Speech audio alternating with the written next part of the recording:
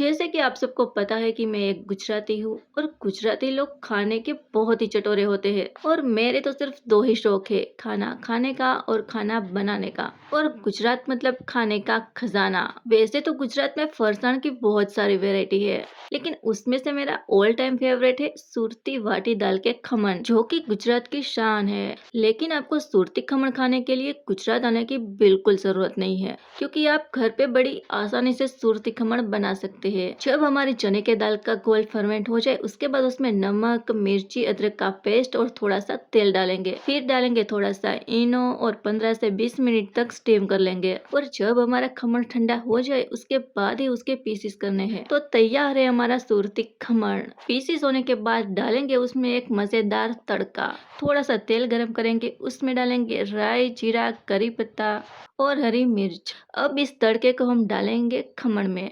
ऊपर से डालेंगे ढेर सारा हरा धनिया और थोड़ी सी सेव। तो तैयार है हमारा सुरती खमण। और कमेंट में जरूर बताना कि कौन सा गुजराती फरसाण आप लोगों का फेवरेट है। तो आज के लिए बस इतना ही।